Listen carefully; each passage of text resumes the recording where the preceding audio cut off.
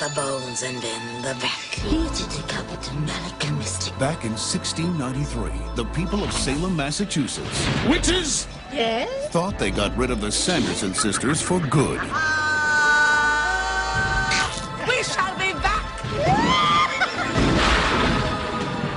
300 years later, it's Halloween Eve, and they're back. We're home! Are you broads a little old to be trick-or-treating? We're talking about 3 ancient hags versus the 20th century. How bad can it be? Now they're digging up old friends God, what a stench! and running amok, Come on. looking for the one thing they miss most. You stay for supper. I'm not hungry. Oh, but we are. Hello and welcome to this What Do You Want to Watch Spoilercast for the 1993 cult classic film, Hocus Pocus. I'm your host, Ashley Hobley. Joining me today, Dylan Blight. Yep. Happy to be here.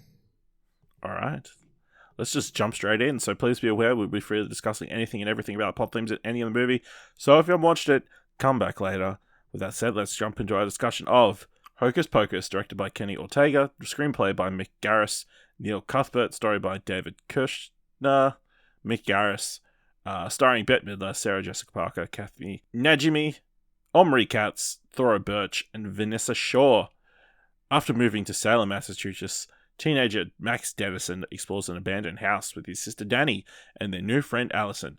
After dismissing a story Allison tells as superstitious, Max accidentally frees a coven of evil witches who used to live in the house. Now, with the help of a magical cat, the kids must steal the witch's book of spells to stop them from becoming immortal. Dylan, had you ever watched Hocus Pocus before? Never, no. So, what did you know about Hocus Pocus before going in? It was a movie about witches. A kids movie. Okay, yeah. Similar Yep. state of reference, going into it. So, yeah. Dylan, what do you think of cult classic film, Hocus Pocus? Is this a cult? I mean, is it a cult classic? Is it a cult classic if it's just a... I guess, what do you consider a cult classic? I would say cult classics, like... I don't know, I just feel like I would say it's like a lot of people's favorite movies if they were the right age and they watched it at that age. I don't feel like that fits into cult classic because cult classic's like something that people enjoy, like going to the cinema to do, like The Room. I think, a cult classic is a movie that didn't get its flowers in its time. You know what I mean? It bombed or underperformed and then found new life years after, which this movie has. It lost it made $45.4 million on a $28 million budget, probably losing Disney around $16.5 million during its theatrical run. But it has been like a mainstay on the Disney Channel and other places during the Halloween seasons since its release, and has kind of built a fan base of people who watched it since, I'll tell you what else it lost. My attention. Because boy did I find this this was a hard watch. This was I did not watch this as a kid, and now I'm trying to watch this as someone who's nearly 30 years old, and fuck. Am I on struggle street to try and get any enjoyment out of this? It seemed to go forever, and I just didn't find any of the characters particularly enjoyable. The writing was just all over the place.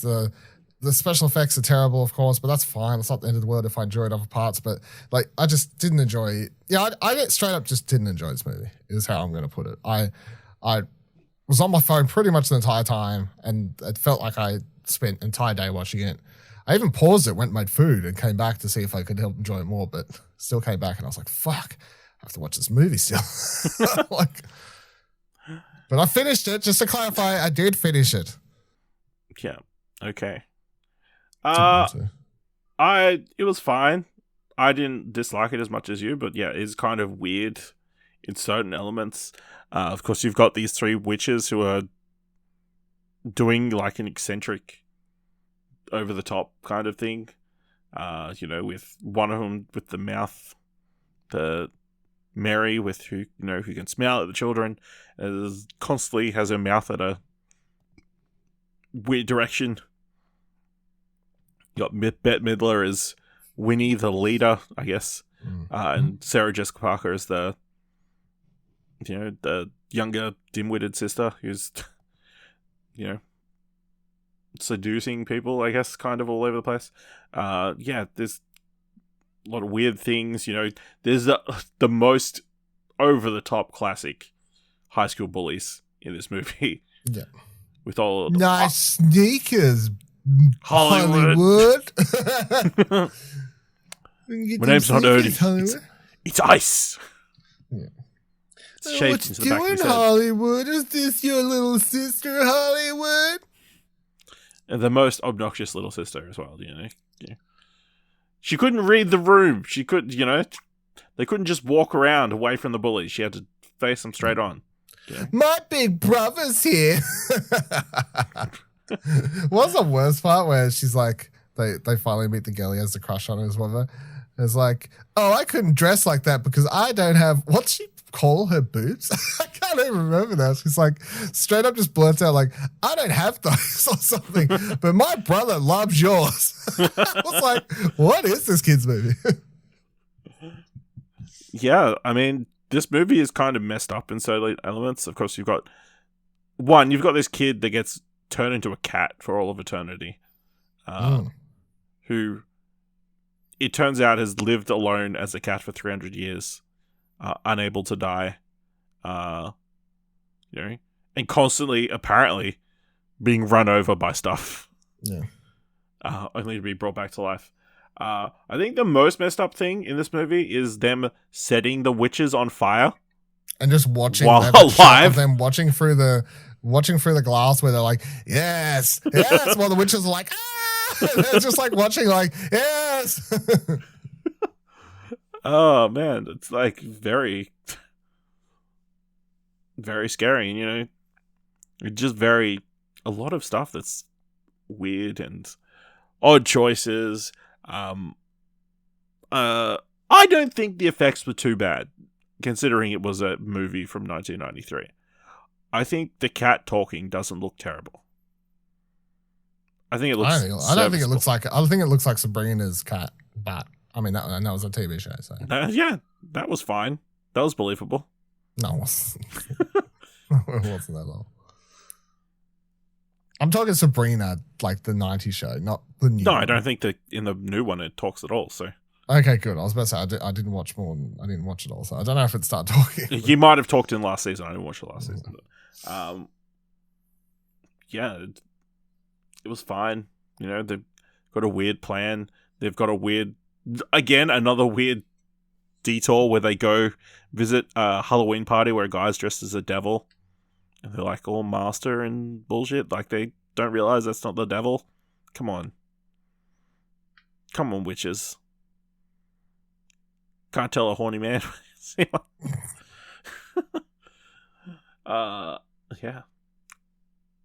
Clearly, you're just very disinterested by this entire conversation. Do you see any of the appeal of this movie? No. Is it just a case of Stockholm syndrome where it's on TV, so people watched it? It was on during a time where no one had any other choice, so they had to watch it. No, I feel like it's a thing where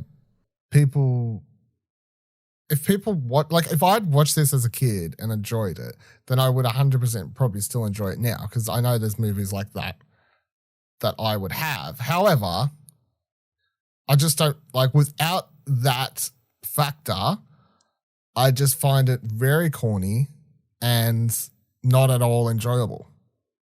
I don't think it's a terrible movie. I just feel like it's the target audience is kids from what, nearly 30 years ago. What, you know what I mean? Like, it's literally. Yeah. I don't think it's like the type of movie you can watch without having any of that nostalgia factor and have it be enjoyable. Yeah, I understand that.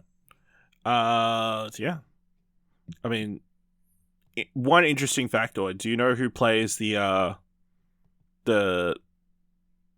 zombie dude Billy. I can't remember the actor's name, but it's a guy who plays like all the Guillermo del Toro monsters and stuff. Yeah, so it's Doug Jones, who's, infamous for, makeup and those kind of roles.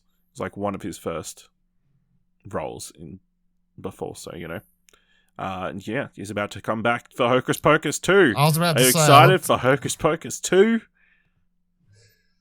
No. But I looked up the credits. I saw he was in it. I was like, oh, okay. That's good. This poor guy's going to get brought back to life again. Yeah. Poor son of a bitch. Okay. All right. Anything else you want to discuss about Hocus Pocus? Fuck no. All right. Let us know what you think of Hocus Pocus. Do you actually love it? Why? Let us know at explosion.com/Twitter or jump to our Discord at explosion.com/Discord. If you want to help us out here at What Do You Want to Watch, leave us a review on Apple Podcasts or on Podchaser to tell people about the show. Leave us 5 stars. Anywhere can leave 5 stars. And if you like this episode, those with $1, head on over to our co-creators at explosion.com/support. Thank you very much for listening. Until next time, keep watching stuff, I guess.